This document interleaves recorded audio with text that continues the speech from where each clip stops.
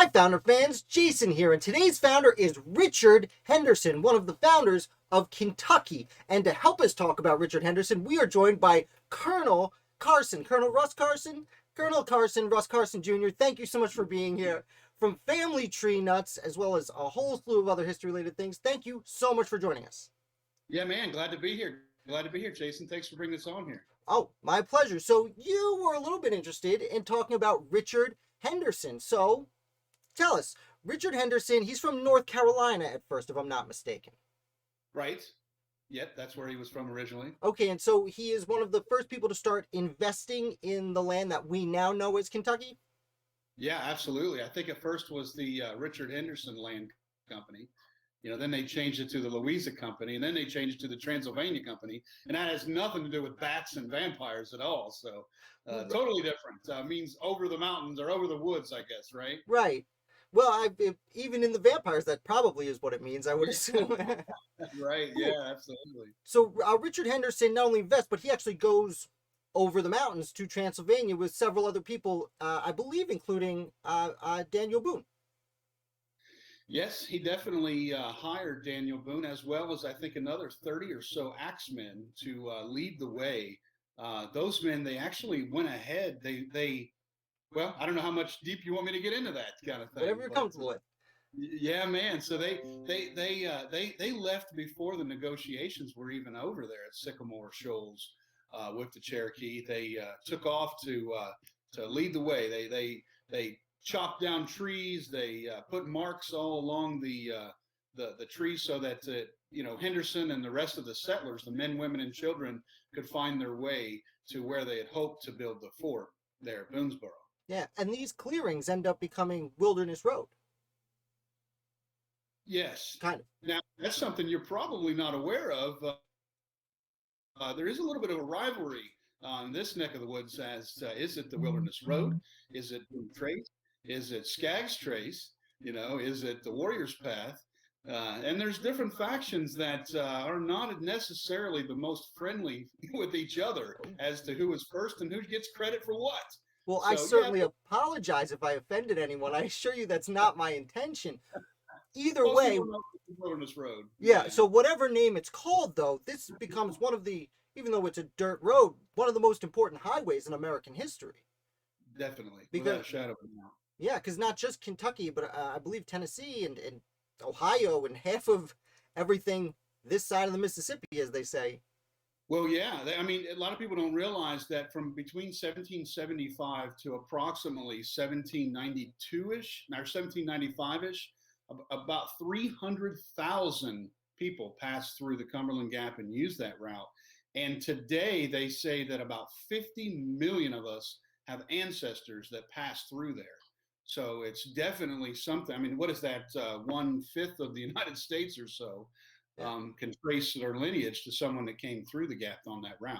Yeah, that's amazing because I don't know the exact numbers, but I believe when Richard Henderson and Boone were first heading out there was what, 300 settlers maybe? And 30 years later, throughout the American founding, suddenly there's enough for a state. Oh yeah, and they poured in there.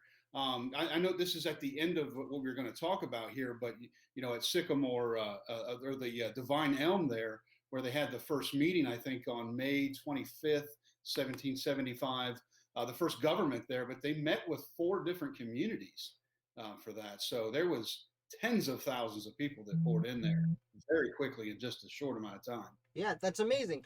So let's pick up on that. Henderson goes with his group of friends, and they discuss they have to deal with negotiate with certain Native Americans. I believe it was the Cherokee Nation, Yes. and they come up with a treaty at Sycamore Shoals. Can you explain to us what Sycamore Shoals is and the treaty they signed there? Well, Sycamore Shoals is in modern day Elizabethtown, the Watauga settlement there, Elizabethtown, Tennessee. And it took about a year and a half or so of Henderson and his land company to work out negotiations with them as to purchase Kentucky. Henderson was a tremendous, what do you call him, entrepreneur. He's very, very entrepreneurial, and he wanted to make a ton of money by buying the land first. It was everybody wanted to try to be first. Even as far as like 1772, people were trying to come here. Boone himself tried to settle here in 73. But starting in about 1774, they began to do negotiations with the Cherokee to purchase it. Captain Nathaniel Hart was the lead negotiator for that group, who ended up becoming the grandfather of tons and tons of famous Kentuckians, by the way. But at one point, it fell apart. Nathaniel Hart went back and wintered with the Cherokee, and they came up with a good deal to sell the land that they really didn't own. Right. And I understand there was a little bit of conflict about this because they do sign the treaty. I believe it's the Treaty of Wantaga. Is that how you pronounce it? Watauga. Watauga. Watauga. Yeah, yeah. Pronunciation is not my thing. So they signed. I've been to the outdoor drama there a few times. It's the only reason I know how to pronounce that word. Excellent. So they signed this treaty with the Native Americans, and Henderson believes he owns the land now, but right. At the same time, that would have had to been, first of all, approved by Great Britain, and also Virginia thought it owned that land, and North Carolina thought it owned that land. Right. And no one was really happy about this treaty, if I'm not mistaken. Well, it's one of those things where, in my opinion, it's a whole lot easier to ask forgiveness than permission. And that's exactly what Henderson was doing with this land endeavor here.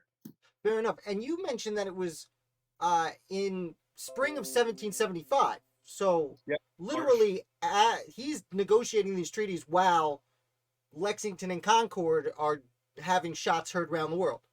Yes, absolutely. The same exact time period. Fascinating. So we have this, I guess, I don't know how to say, not issue, but, these delegations are going on, and there's this quarrel between the colonies and this individual and Great Britain. So what happens after the war breaks out? Where does Henderson find himself then? Well, moving forward there, they ended up in a big legal battle. Once they arose there at Boonesboro and set up the colony, and there's a lot more cool part of the story there, but they brought in people from Fort Herod, who actually was the first settlement in Kentucky. They settled down in the fall of 74. They went home in the winter and then came back. So they technically get the claim as the first settlement, but also at Fort Logan with Benjamin Logan and his group, who was just a few weeks after Boone's group came through, and also the Boiling Springs settlement that became McConnell Springs, that became Lexington. So they all got together and formed the first government west of the Alleghenies. Right, and that's the Transylvania Compact. Right. Right. And but people at Fort Herod, from that day to today, still there's still a little bit of animosity. I mean, there's these old men that are part of these organizations that can't get along with each other because they feel like they're supposed to not like each other because we were first, that kind of thing. But the people at Fort Herod did not really want to be part of the Transylvania Company. They came from Pennsylvania. Right. Interesting. Very interesting. So the Transylvania Compact, like you mentioned, that is essentially Richard Henderson helped write the first government for Kentucky, what we would now call Kentucky. Yep, and the West. Yeah, like you said, west of the mountains. Yeah. So I understand that this was not Henderson's last state. He ends up going to further south. Well, he had some more dealings in Tennessee and things, and they asked him to help Dr. Thomas Walker to do to basically survey and work out the border between Kentucky and Tennessee a few years later. And the two of those guys, you got two serious alpha males, and that just didn't work out, and they left each other. Virginia basically said that, well, let me back up. George Rogers Clark, who eventually becomes General George Rogers Clark, gets sent as a delegate from Kentucky to Virginia to petition them to become Kentucky County, part of Virginia. And when that happened, that took away all of Richard Henderson's hopes of becoming a land baron over here in Kentucky, and probably could have lost it all.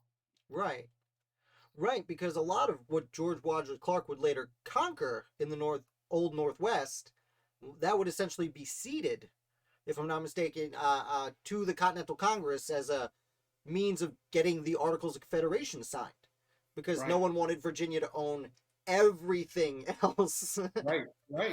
Yeah, but Isn't it Kentucky. neat how all this ties into things? And Yeah, these are places that, you know, we all know about Washington crossing the Delaware and Valley Forge and all these things. But what was going out here in the boonies, as they say, right. you know, there was a whole lot of stuff that went on to the founding of America too. Yeah, it's one of the things I like to bring up a lot is the Western theater of the war, and the settling of the West is a humongous part of the American founding, overlooked, probably even a little more than the naval part of the American Revolution. Uh, Sure. but yeah, a lot of it, all the way through. You look through the 1780s, everything up to the Mississippi. Even you have Citizen Jeanette coming in the 1790s, and there's quarrels with France and Spain well after the Revolutionary War is over. Just trying to, I'm sure you know all this. I'm preaching to the choir here, but Yeah, I love it, brother. yeah. But yeah. So, uh, how does the remainder of Richard Henderson's life go? He goes to Tennessee, like you said. Oh, and he signs another government, I believe, the Cumberland Compact, I believe it was called, um, where he essentially writes the first government for Tennessee also. Uh, well, although I guess that would be debatable if you could call it a government. But is there anything else you'd like to add about Richard Henderson and his life? Well, I know that you know he thought he was going to lose it all, but Virginia did grant him a tremendous amount of acres. I think they gave him. I don't. I'm probably misquoting here. 200,000 acres or something like that that he ended up getting in Kentucky that he basically sold off. There's things named. There's Henderson, Kentucky, Henderson County, Kentucky, and things like that that eventually became named after him. But one of my favorite stories about him is if we back up to April the 25th. Boone and his axemen arose at what is now modern day Boonesboro to build the fort there. That was the goal, to get to that area. Boone had been coming to Kentucky for 6 years, and before this time, and they start to build the fort. 25 days later, on April the 25th, Henderson comes with the rest of the settlers and says, "Oh, guys, this isn't going to work here. You need to move this whole thing about 300 yards over there." He said they were in a floodplain kind of thing. So that makes me think of being in the military. You know, the guys show up and they get everything ready to go, and some guy, some boss comes in there and says, "Nope, move it all over here." Yeah, just You a little bit. Yeah, just about a football field over there. We'll be good. Yeah, no problem, right? So. That's excellent. Well, Russ, again, thank you so much for coming here. Why don't you tell everyone what you're up to over there at Family Tree Nuts? Well, at Family Tree Nuts, real fast in 30 seconds. Basically, we are a full-service genealogical and history company. Our main focus is we build people's family trees for them. People that say they don't have time, I don't know how, I don't know how to, I don't want to pay for those expensive membership fees. Well, me and my team over here, we can do that for you. We also produce history videos all over the place. We have new videos hit out almost every day. We've got a team that's across the country. We even have a team member coming on in Canada and one in England that's coming on board to do that. So we try to keep our history videos real short and brief because people don't want to watch a long video. Yeah. So yeah, you can check us out at Family Tree Nuts. We got Facebook. FamilyTreeNuts.org is our website, Yeah. but our YouTube page is growing dramatically too, and that's Family Tree Nuts also. Check that out. Yeah, and I'll have links to in the description to just everything Colonel Carson. Yeah. Yeah. So thank you so much for being here. Yeah, man, absolutely. Thanks for coming. And we appreciate you coming on our show. Yeah, well, thank you for having me. Will you come back and chat with us real soon? I guarantee it. Yeah. Founder fans, thanks again to Colonel Carlson. We are excited to have him here. We are excited to bring you more interviews in the next few days, and 5 days a week, American Revolution here. Make sure you subscribe if you're new here, because we play trivia on Fridays and you're not going to want to miss that.